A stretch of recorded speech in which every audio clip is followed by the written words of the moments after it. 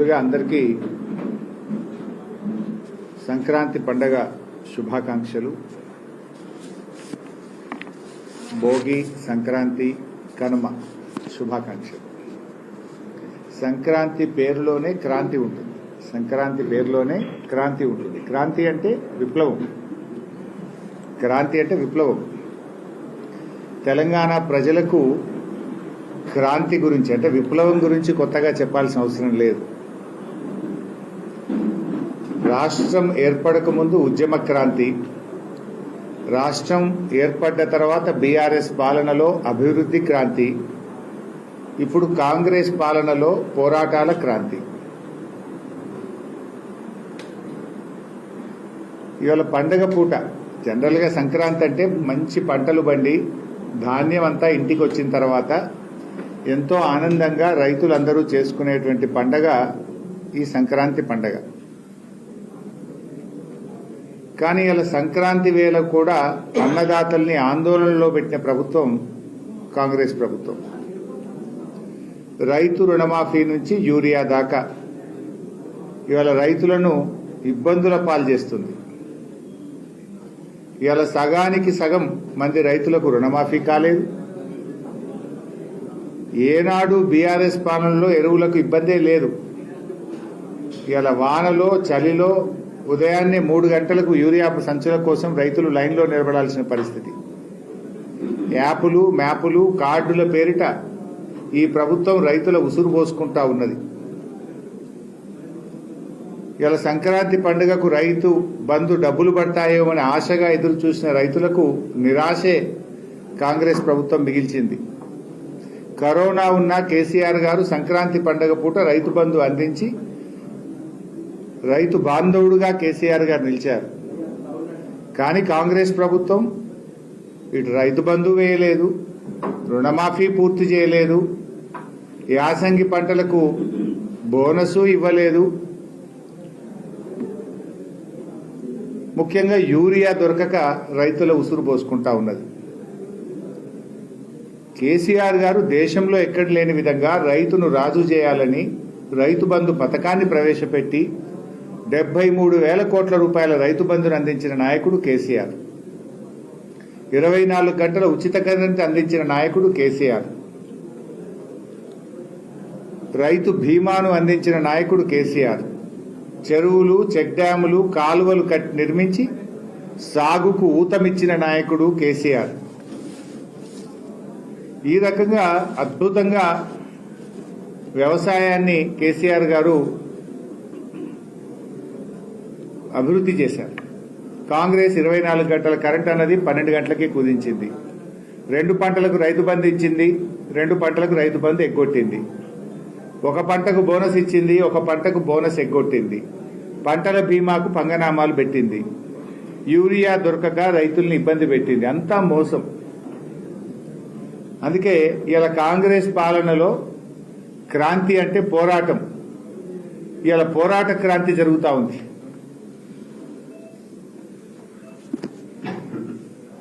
ఇకపోతే ఈ మధ్య రేవంత్ రెడ్డి గారి స్టేట్మెంట్ మీరంతా చూసుకుంటారు. ఏమన్నాడంటే, ఏదైనా బండి మీద తెలుసో తెలియక వేగంగా వెళ్తానో పెనాల్టీలు పడితే ప్రజల అకౌంట్ల నుంచి నేరుగా నగదు బదిలీ చేయాలని రేవంత్ రెడ్డి గారు ఆదేశాలు ఇచ్చారు. అంటే నీకు తెలియకుండా నీ బ్యాంక్ అకౌంట్ నుంచి పైసలు కట్ చేసుకోమంటుండు. అంటే ట్రాఫిక్ ఛాలెంజ్ల పైన రేవంత్ రెడ్డి గారు ప్రజల అకౌంట్ల నుంచి నేరుగా బ్యాంకు నుంచి వాళ్ళకి చెప్పకుండానే, వాళ్ళకి తెలియకుండానే నగదు బదిలీ కట్ చేసుకోండి, గవర్నమెంట్ అకౌంట్లో వేసుకోండి అంటుండు. కేసీఆర్ గారి హయాంలోనేమో నగదు బదిలీ ప్రజల అకౌంట్లోకి పంపిండు. రైతు బంధు డైరెక్ట్ ప్రజల అకౌంట్లో వేసిండు కేసీఆర్. అవ్వాతాతలకు 2,000 పెన్షన్ నేరుగా అకౌంట్లో వేసిండు కేసీఆర్. కానీ రేవంత్ రెడ్డి ఏమంటుండు, ప్రజల అకౌంట్ల నుంచి లాక్కొని ప్రభుత్వ అకౌంట్లు వేసుకుంటా అంటుండు రేవంత్ రెడ్డి. అసలు ప్రజలకు తెలియకుండా తమ అకౌంట్ నుంచి డబ్బు తీసుకుపోయేటోళ్ళని ఏమంటాము? సైబర్ నేరగాళ్ళు అంటాం. సైబర్ నేరగాళ్ళు నీకు తెలియకుండా నీ అకౌంట్లో నుంచి పైసలు ఎత్తుకుపోతారు. మరి సైబర్ నేరగాళ్లకు ఈ రేవంత్ రెడ్డికి తేడా ఏందో నాకైతే అర్థమవుతలేదు. నువ్వు డైరెక్ట్ కట్ చేయంటుండు. నేను అంటున్నా రేవంత్ రెడ్డి, ఎన్నికల ముందు మీరు ఏం చెప్పిండ్రు? బాండ్ పేపర్ మీద రాసిచ్చారు. బాండ్ పేపర్ మీద రేవంత్ రెడ్డి స్వయంగా సంతకం పెట్టిండు. డిసెంబర్ నెల నుంచి అవ్వాతాతలకు 4,000 పెన్షన్ ఇస్తా అన్నావు. మహాలక్ష్మి కింద మహిళలకు 2,500 ఇస్తా అన్నావు. తులం బంగారం ఇస్తా అన్నావు. మరి అవి ఏమైనాయి? నువ్వు బాండ్ పేపర్ మీద రాసిచ్చి నువ్వు స్వయంగా సంతకం పెట్టి ఒట్లు పెట్టుకున్నావు కదా.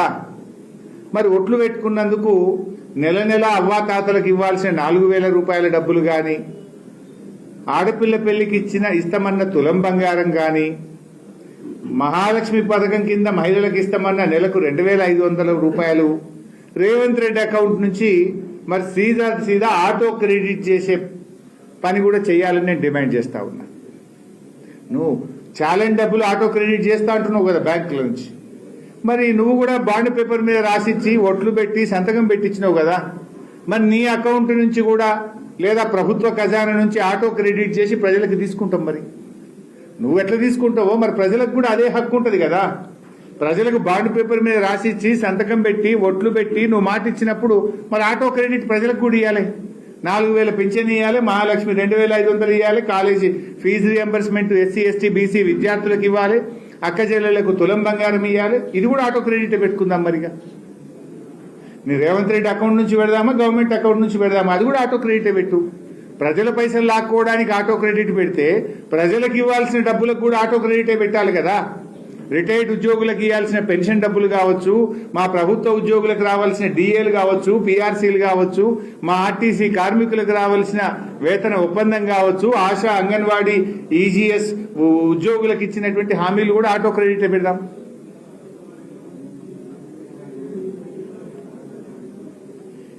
ఇది झूठा సర్కారే కాదు, లూటీ సర్కార్. బాతో మే झूठा, కామో మే లూట్నా. నిరుద్యోగుల జాబులే కాదు, ప్రజల జేబులు కొట్టేందుకు కూడా రేవంత్ రెడ్డి కుట్ర చేస్తా ఉన్నాడు. నిరుద్యోగుల జాబులు కొట్టేసిండు. మొదటి ఏడాది 2 లక్షల ఉద్యోగాలు అన్నాడు. 3 క్యాలెండర్లు మారినాయి తప్ప ఒక్క జాబ్ క్యాలెండర్ రాలే. రేవంత్ రెడ్డి ప్రభుత్వం వచ్చినాక 3 క్యాలెండర్లు మారినాయి, కానీ ఒక్క జాబ్ క్యాలెండర్ అయితే రాలేదు. ఈయన ఏం చెప్పిండు? మొదటి ఏడాదే 2 లక్షల ప్రభుత్వ ఉద్యోగాలు. జాబ్ క్యాలెండర్ పెట్టి ఎప్పటికప్పుడు జాబులు ఇస్తామన్నాడు. రేవంత్ రెడ్డి గారు నువ్వు వచ్చినాక 3 జాబ్ క్యాలెండర్లు మారినాయి, ఒక్క జాబ్ క్యాలెండర్ వచ్చిందా? 3 క్యాలెండర్లు మారినాయి కానీ ఒక్క జాబ్ క్యాలెండర్ రాలే. నువ్వు వచ్చినాక 3 సంక్రాంతి పండుగలు వచ్చినాయి, కానీ నువ్వు ఇచ్చిన 3 హామీలు కూడా అమలు కాలే.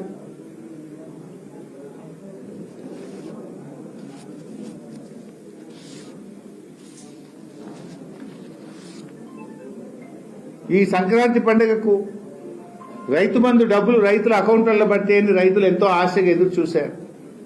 పోయిన యాసంగి పంట బోనస్ పట్టదేమో అని రైతులు ఎదురు చూశారు, కానీ పల్లె. నువ్వు ఓట్ల కోట్లకు ఇస్తావు. కేసీఆర్ ఏమో నాట్లకు రైతు బంధు ఇస్తే రేవంత్ రెడ్డి ఓట్ల కోట్లకు ఇస్తాడు. ఎందుకంటే మొన్న సర్పంచ్ ఎలక్షన్లు ఉంటే రైతు బంధు వేసాడు. ఇప్పుడు ఎంపీటీసీ జెడ్పీటీసీ ఎలక్షన్లు ఉంటే రైతు బంధు వేస్తుండే. ఎంపీటీసీ ఎలక్షన్ లేదు కదా, ఇప్పుడు జెడ్పీటీసీ ఎలక్షన్ లేదు కనుక రైతు బంధు వేయలే. మొన్న ఏమైంది? ఊర్లలో సర్పంచ్ ఎలక్షన్లు ఉంటే చీరలు వంచిండు, కానీ పట్టణాలు ఇయ్యలే. ఇచ్చిండు అప్పుడు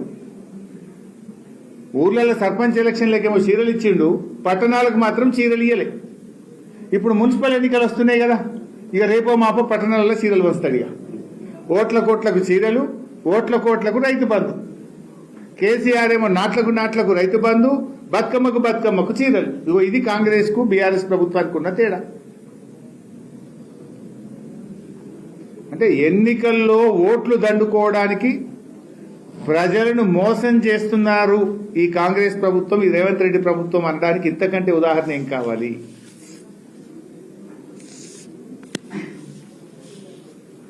ఇక 3వ అంశం, 2 అంశాలు అయిపోయినాయి బాస్. థర్డ్, సరే మీరందరూ కూడా జర్నలిస్టులే బాస్. మీకు ఒక వార్త తెలిసినప్పుడు వార్తను మీరు ఒక జర్నలిస్ట్గా ప్రసారం చేస్తారు. అవి నువ్వు ఆ వార్త ఎట్లా ఇచ్చినావు కేసు పెట్టి ఎట్లా పోయి ఇక వార్తలు రాయాలన్నా వద్దా? అంటే ఇవాళ ఎన్టీవీ భుజం మీద తుపాకు పెట్టి మొత్తం మీడియాను భయభ్రాంతులకు గురి చేస్తున్నాడు. అన్ని మీడియా ఛానళ్లను, మీడియా హౌజులను తన కట్టడిలోకి తీసుకోవాలని రేవంత్ రెడ్డి ప్రభుత్వం ప్రయత్నం చేస్తుంది. ఇప్పుడు ఈ ప్రజాస్వామ్యంలో 4 స్తంభాలు ఉంటాయి. ఒకటి శాసనసభా వ్యవస్థ, ప్రజాస్వామ్య వ్యవస్థ. 2 న్యాయస్థానాలు.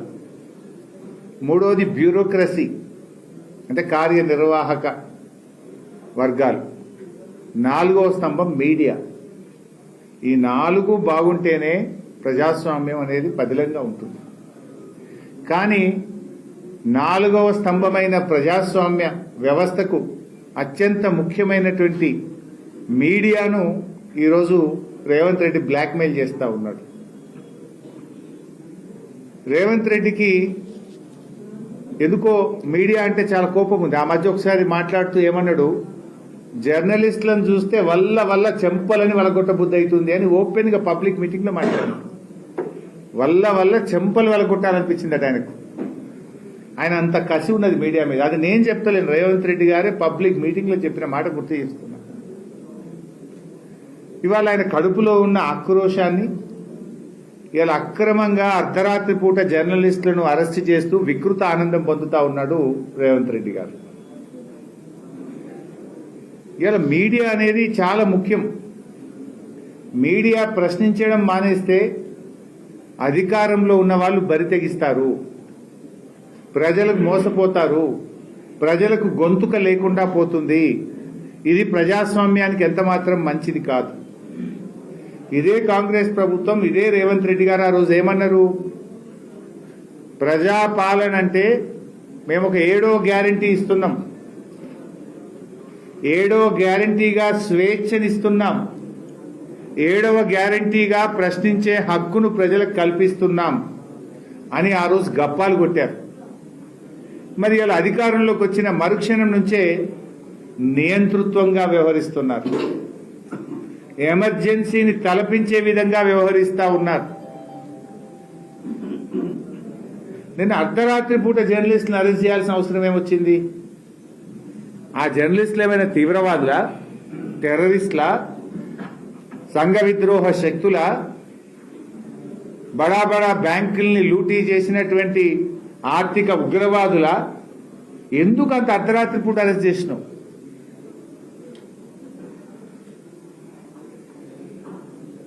వాళ్ళకి నోటీస్ ఇవ్వచ్చు, పిలవచ్చు కదా.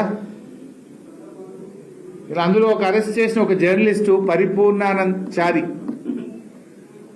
ఈ సంఘటన జరిగినప్పుడు 3 రోజులు శబరిమలలో ఉన్నాడు. ఆయన 3 రోజులు లీవ్లో ఉన్నాడు, శబరిమలలో ఉన్నాడు. ఈ విషయంతో సంబంధమే లేని చారిని అర్ధరాత్రి పోయి అరెస్ట్ చేసుకొచ్చేది. అంటే మీరు ఎంత నియంతృత్వంగా, ఎంత ఏకపక్షంగా చేస్తున్నారనడానికి ఉదాహరణ ఇది. వీళ్ళ మీద ఎస్సీ ఎస్టీ కేసు పెడదామని ఆలోచన చేసిండ్రు. అరెస్టు చేసిన జర్నలిస్టులో సుధీర్ ఒక దళిత బిడ్డ. అంటే దళిత బిడ్డ మీదనే దళిత కేసు పెడతారండి, ఎస్సీ ఎస్టీ కేసు. ఆహా, ఏం ప్రజాస్వామ్యం రేవంత్ రెడ్డిని ఇది. నేను అడుగుతున్నా, ఇవాళ ఆ సజ్జనరు కాంగ్రెస్ కండువా కప్పుకో రాదాను, ఏం మాట్లాడుతున్నావు నువ్వు? మీ డీజీపీ నువ్వు, మీరు మీ కాకి బుక్ ఏం చెప్తున్నది? మేము చట్టాన్ని అమలు చేస్తున్నాం. మరి ఆనాడు కేటీఆర్ గారి మీద అడ్డగోలుగా మంత్రి సురేఖ మాట్లాడినాడు, నీ చట్టం ఏమైంది? ఆ రోజు కూడా బాధపడ్డది ఒక మహిళనే కదా. ఆ రోజు అడ్డమైన ఆరోపణలు చేస్తే మీరు కేసులు పెట్టకపోతే, మీ ప్రభుత్వం చర్యలు తీసుకోకపోతే కేటీఆర్ గారు ఆవిడ మీద సూట్ ఫైల్ చేసినారు. సురేఖ గారి మీద కేటీఆర్ గారు కేసు వేసినారు. ఏం కేసు అంటే మన డిఫమేషన్ సూట్ వేశారు కేటీఆర్ గారు. మరి ఆ రోజు మీ కేసు ఎందుకు పెట్టలే? ఆ రోజు నీ చట్టం నిద్రపోయిందా సజ్జనార్? ఆ రోజు కాకి బుక్ పనిచేయలేదా సజ్జనార్? ఇవాళ ఒక మహిళ మీద అయిందని తెగ బాధపడుతున్నాం. మరి ఆ రోజు కూడా ఒక మహిళనే కదా, ఒక మంచి నాయకుడు, ఈ రాష్ట్రానికి పేరు తెచ్చిన నాయకుడు కేటీఆర్ గారి మీద అడ్డగోలుగా మాట్లాడితే మరి ఆ రోజు నీ చట్టం ఏం చేసింది? చట్టం చుట్టమైంది ఆ రోజు? ఈ రోజు ఎందుకు ఇంత అర్ధరాత్రి పూట చేస్తున్నారు?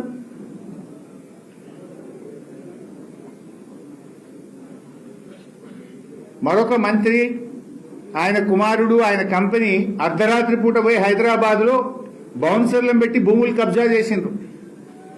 మరి ఆ రోజు నుంచి ఈ రోజు వరకు ఆ మంత్రి గారి కుమారుణ్ణి కానీ ఆ మంత్రి గారి కంపెనీ రాఘవ కన్స్ట్రక్షన్ లో ఒక్కరిని కూడా ఎందుకు అరెస్ట్ చేయలేదు? దాని మీద ఎందుకో సిట్ అయ్యారు? పట్టబగలు ఒక పేదవాడు సామాన్య ప్రజల భూమిని కబ్జా చేస్తే, కోట్ల రూపాయల భూమిని హైదరాబాద్ నడిబొడ్డున కబ్జా చేస్తే ఆ రోజు చట్టం ఏం చేసింది? దాని మీద ఎందుకు సిట్ అయ్యారు? దాని మీద ఈ రోజు వరకు ఎందుకు అరెస్ట్ చేయరు? అర్ధరాత్రి పోయి పట్టుకురావచ్చు కదా మరి వాళ్ళు. కానీ అక్కడేం చేసిండ్రు? పాపం నిజాయితీగా వ్యవహరించిన ఒక సిఐ గారిని బదిలీ చేసింది 24 గంటల్లో. ఆయన పేరు ఏదో ఉండే, ఆ సిఐ గారిని బదిలీ చేసిండ్రు. అక్కడనేమో చట్టం పనిచేస్తలేదు. సజ్జనార్కు డీజీపీకి చట్టం కనబడతలేదు. మంత్రి గారి కంపెనీ పోయి బౌన్సర్లను పెట్టి భూమిని కబ్జా చేస్తే చట్టం నిద్రపోతుంది ఆ రోజు. అక్కడ అర్ధరాత్రి అరెస్టులు ఉన్నాయి. పాపం నిజాయితీ వివరించిన సిఐనేమో ట్రాన్స్ఫర్ చేస్తారు, ఆయనకు బహుమానం ఇస్తారు బదిలీ చేసి. ఇదా చట్టం మిస్టర్ సజ్జనార్? నేను అడుగుతున్నా డీజీపీని. ఇగో ఇది కాంగ్రెస్ పార్టీ ఏఐసిసి నాయకుడు సంపత్ కుమార్ గారు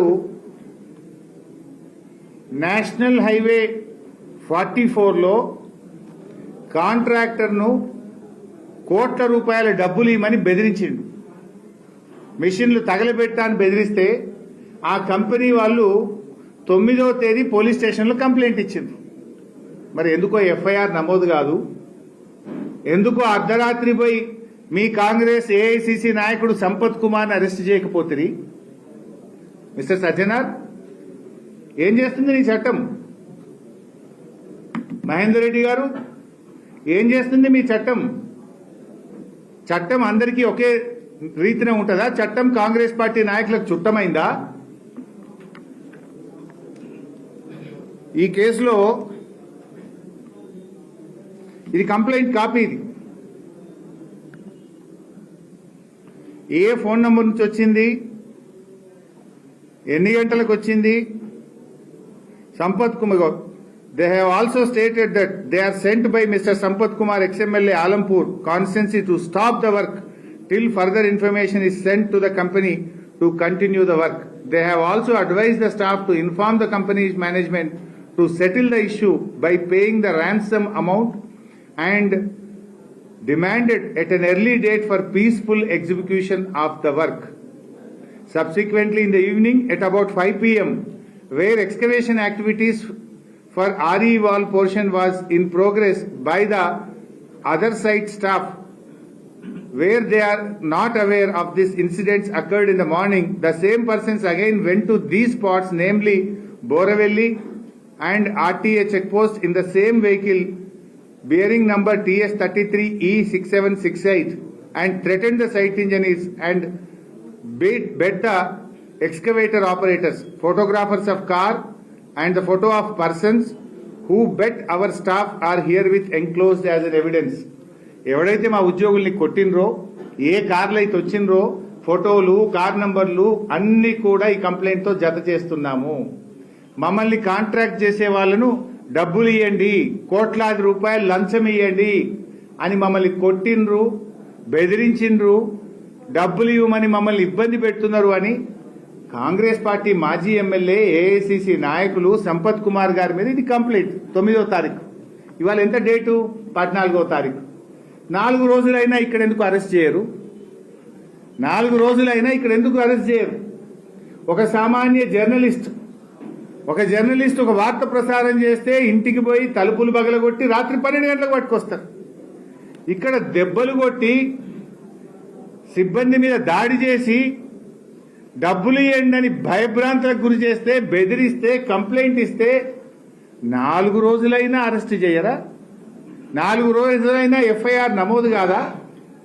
అంటే చట్టం చుట్టమైందా కాంగ్రెస్ నాయకులు? అంతెందుకు బైసాబ్, నా మీద సిద్దిపేటలో కాంగ్రెస్ నాయకుడు అడ్డగోలు బూతులు మాట్లాడండి. మా జడ్పీ మాజీ వైస్ చైర్మన్ రాగుల సారయ్య గారు వెళ్లి సిద్దిపేట పోలీస్ కమిషనర్ కు డైరెక్ట్ గా కంప్లైంట్ ఇచ్చారు. ఈ రోజుకు కేసు నమోదు కాదు. మరి అక్కడ కూడా మా వ్యక్తిగత హననం జరిగింది. వ్యక్తిగతంగా అనరాని మాటలు మా మీద మాట్లాడిండ్రు. మరి అక్కడ కూడా అరెస్ట్ చేయాలి కదా. నేను ఒక ప్రజాప్రతినిధి, బాధ్యతాయుతమైన పదవిలో ఉన్నా. నా మీద అడ్డగోలు మాటలు మాట్లాడితే రాజగోపాల్పేట పోలీస్ స్టేషన్లో ఇచ్చారు. కమిషనర్ ఆఫ్ పోలీస్ సిద్దిపేటకు కంప్లైంట్ ఇచ్చారు. ఈ రోజు వరకు ఎఫ్ఐఆర్ నమోదు కాదు, ఈ రోజు వరకు అరెస్ట్ కాదు. అంటే ప్రతిపక్ష పార్టీలైనా ప్రశ్నించే వాళ్లను, జర్నలిస్టులను మాత్రం తలుపులు పగలగొట్టి అర్ధరాత్రి అరెస్ట్ చేస్తారు. దీనికి సజ్జనార్ గారు చట్టం తన పని తాను చేసుకపోతుంది. మరి కేటీఆర్ గారి వ్యక్తిత్వ హననానికి పాల్పడినాడు, కేటీఆర్ గారి మీద మాట్లాడినాడు. మరి ఆ మహిళ ఎంత బాధపడ్డది? మరి ఆ రోజు ఎందుకు కేసు నమోదు చేయలేదు? ఎందుకు మరి మీరు పట్టించుకోకపోతేనే కదా కేటీఆర్ గారు డిఫమేషన్ సూట్ వేయాల్సి వచ్చింది. సపరేట్ కాంగ్రెస్ కండువా వేసుకోండి, నిజాయితీగా మెదలండి, లేదా కాంగ్రెస్ కండువా వేసుకోండి. What is this?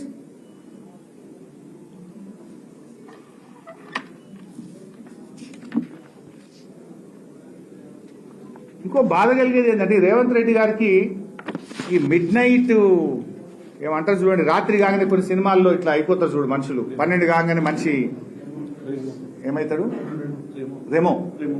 రాత్రి 12 కాగానే మనుషుల్లో ఇట్లా మార్పు అప్పుడప్పుడు సినిమాల్లో చూస్తుంటాం. ఏది కొన్ని ఆ సినిమాలు ఉంటాయి, ఏం సినిమాలు? క్రైమ్ హారర్ సినిమాలు ఉంటాయి చూడు. అట్లాంటి లక్షణం ఏదో ఉన్నట్టుంది రేవంత్ రెడ్డికి. అరాచకవాది నిద్రలేస్తాడు రేవంత్ రెడ్డిలో. కోర్టు సెలవులు ఉన్నప్పుడేమో హైడ్రా కూల్చివేతలు. కోర్టు ఇవాళ శనివారం అనగానే పొద్దుగాల జేసీబీ వస్తుంది కూలగొట్టనికి. అర్ధరాత్రి సమయంలో జనాల మీదకి పోలీసులు. హోంశాఖ తన దగ్గరనే పెట్టుకొని ముఖ్యమంత్రిగా, హోంశాఖ మంత్రిగా ఇవాళ పోలీసులను ప్రైవేట్ సైన్యంగా రేవంత్ రెడ్డి గారు మార్చుకుంటున్నారు. ప్రశ్నించిన పాపానికి బీఆర్ఎస్ నాయకులను, సోషల్ మీడియా వారియర్ల ఇండ్ల మీదికి అర్ధరాత్రి పోలీసులను ఉసిగొల్పుతా ఉన్నారు. అల్లు అర్జున్ ఇంటి మీదికి కూడా పోలీసులను పంపి అరెస్ట్ చేయించారు. సహచర మంత్రి కొండా సురేఖ గారి ఇంటికి కూడా అర్ధరాత్రి పోలీసులు పోయారు. మీకు గుర్తుందా? సహచర మంత్రి కొండా సురేఖ ఇంటికి కూడా అర్ధరాత్రి రేవంత్ రెడ్డి పోలీసులను పంపిండు. రాత్రి 12 గంటలకు కొండా సురేఖ గారి బిడ్డ బయటకు వచ్చి మీడియాతో మాట్లాడాల్సిన పరిస్థితి ఏర్పడ్డది. మహిళా జర్నలిస్టులను చూడకుండా రేవతి, తన్వి యాదవ్లను కూడా రాత్రి 12 తర్వాత అరెస్ట్ చేసిండ్రు. నిజమైన నేరగాళ్లను వదిలేసి కేవలం రాజకీయ కక్ష సాధింపు కోసం ప్రతిపక్షం మీద, ప్రశ్నించే గొంతుల మీద రేవంత్ రెడ్డి గారు పోలీసులను ఉసుగొల్పుతా ఉన్నారు. దర్జాగా పట్టబదులు నేషనల్ హైవే కాంట్రాక్టర్ను బెదిరించి డబ్బులు ఇవ్వమని దెబ్బలు కొడుతుంటే గల్లా పట్టుకుని కొడితే కేసులు ఉండవు, అరెస్టులు ఉండవు. పట్టబగలు హైదరాబాద్ నడిబొడ్డున రాఘవ కంపెనీ భూ కబ్జాలు చేస్తే కేసులు ఉండవు, సిట్టులు ఉండవు, అరెస్టులు ఉండవు. హైదరాబాద్ నడిబొడ్డున గన్ను పెట్టి పారిశ్రామికవేత్తల వద్ద అక్రమంగా వసూళ్లు చేస్తే కేసులు ఉండవు, సిట్లు ఉండవు. నేను చెప్పలే కదా, కేబినెట్ మంత్రి సురేఖ గారి బిడ్డనే చెప్పింది. రేవంత్ రెడ్డికి అత్యంత సన్నిహితుడు రోహిన్ రెడ్డి పారిశ్రామికవేత్తకు ఘనత మీద తుపాకీ పెట్టి డబ్బులు వసూలు చేసిండు అని నేను చెప్పినా? కొండా సురేఖ గారి బిడ్డ చెప్పింది. దాని మీద ఎందుకు సిట్ అయ్యవు? మరి దాని మీద కూడా సిట్టేసి తుపాకీ తెచ్చినోడెవడు, తుపాకీ పెట్టినోడెవడు, ఎక్కడ జరిగింది, ఎవరి దగ్గర వసూలు చేసిండ్రు, ఎంత వసూలు చేసిండ్రు సిట్ అయ్యాలన్నా వద్దా? మరి దాని మీద ఎందుకు సిట్ అయ్యకపోతే రేవంత్ రెడ్డి? అంటే నువ్వు సెలెక్టివ్గా ఇస్తావా సిట్టు? ప్రతిపక్షాల మీదనో ప్రశ్నించే గొంతుల మీద మాత్రమే సిట్ వేస్తావా? హైదరాబాద్ బ్రాండ్ ఇమేజ్ దెబ్బతీసి రాష్ట్ర పరువు తీసే విధంగా నీ ఇంటి ముంగటనే గెస్ట్ హౌస్ లో, ముఖ్యమంత్రి ఇంటి ముందు గెస్ట్ హౌస్ లో గన్ పాయింట్ పెట్టి పారిశ్రామికవేత్త దగ్గర పైసలు వసూలు చేస్తే సిట్ అయ్యవు. నీ ఇంటికి కూతవేటు దూరంలో హైదరాబాద్ నడుబొడ్డున నీ మంత్రి గారి కంపెనీ భూ కబ్జా చేస్తే దాని మీద సిట్ అయ్యవు. నీ ఏఐసిసి కాంగ్రెస్ నాయకుడు పట్టబగలు దాడి చేసి దెబ్బలు కొట్టి గుండాగిరి చేసి డబ్బులు వసూలు చేస్తుంటే దాని మీద సిట్టు వేయవు. ఎవరి మీద సిట్టు? ఈ జర్నలిస్టుల అక్రమ అరెస్టులను తీవ్రంగా ఖండిస్తా ఉన్నాం. వారి మీద ఎస్సీ ఎస్టీ కేసులు పెట్టుడో అన్యాయంగా అక్రమంగా ఆ జర్నలిస్టులను ఇబ్బంది పెడితే తప్పకుండా బీఆర్ఎస్ పార్టీ వారికి మద్దతుగా ఉంటుంది. అది ఎవరైనా సరే, ఇవాళ ఒకరికి జరగచ్చు, రేపు ఇంకొకరికి జరుగుతుంది. అంటే మొత్తం మీడియాను తన చెప్పు చేతుల్లో ఉంచుకునే విధంగా, మీడియాను భయపెట్టే విధంగా ఇలా రేవంత్ రెడ్డి గారు వ్యవహరిస్తా ఉన్నారు. దీన్ని బీఆర్ఎస్ పార్టీ తీవ్రంగా ఖండిస్తుంది. రాష్ట్రంలోని అన్ని జర్నలిస్ట్ సంఘాలు కూడా ఈరోజు ఖండించాయి. అన్ని జర్నలిస్ట్ సంఘాలు కూడా బేషరతుగా జర్నలిస్టులను విడుదల చేయాలని చెప్పి డిమాండ్ చేశాయి. లేదంటే రేపు రాష్ట్ర వ్యాప్తంగా పండుగ పూట కూడా ధర్నాలు చేస్తామని జర్నలిస్ట్ సంఘాలు ఇప్పటికే డిక్లేర్ చేసినాయి. ఆ జర్నలిస్ట్ సంఘాల పోరాటానికి వారి ఏ కార్యక్రమం తీసుకున్నా బీఆర్ఎస్ పార్టీ సంపూర్ణమైన మద్దతునిస్తుంది. ఆ జర్నలిస్టులకు అండగా నిలబడుతుంది. ప్రజాస్వామ్యంలో మీడియా 4వ స్తంభం. మీడియా తప్పకుండా ప్రశ్నించే హక్కు ఉంటుంది. అసలు చరిత్రలో ఎప్పుడు కూడా ఒక మీడియా హౌస్కు వెళ్లి, పోలీసులు మీడియా హౌస్కు వెళ్లి సీజ్ చేయడము, కంప్యూటర్లు ఎత్తుకుపోవడం ఎప్పుడు జరగలే. ఫస్ట్ టైం జరుగుతుంది.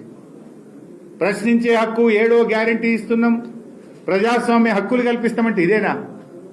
రాష్ట్రంలో ఎప్పుడన్నా ఒక మీడియా హౌస్ కు పోలీసులపై సీజ్ చేసిన పరిస్థితి ఉందా? ఒక మీడియా హౌస్ మీద దాడి చేసిన పరిస్థితి ఉందా? ఇది ఎక్కడి పద్ధతి అని అడుగుతా ఉన్నాం. సో మేము మళ్లీ కోరుతా ఉన్నాం, పంతాలకు పట్టింపులకు పోకండి, పగ ప్రతీకారం పక్కన పెట్టండి, న్యాయబద్ధంగా వ్యవహరించండి, అరెస్టు చేసిన జర్నలిస్టులను బేషరతుగా విడుదల చేయండి, అక్రమ కేసులు నమోదు చేయకండి. ఒకవేళ ఈ అక్రమ కేసులు నమోదు చేసి వాళ్ళని ఇబ్బంది పెడితే జర్నలిస్టుల సంఘాలు చేసే పోరాటానికి బీఆర్ఎస్ పార్టీ అండగుంటుంది.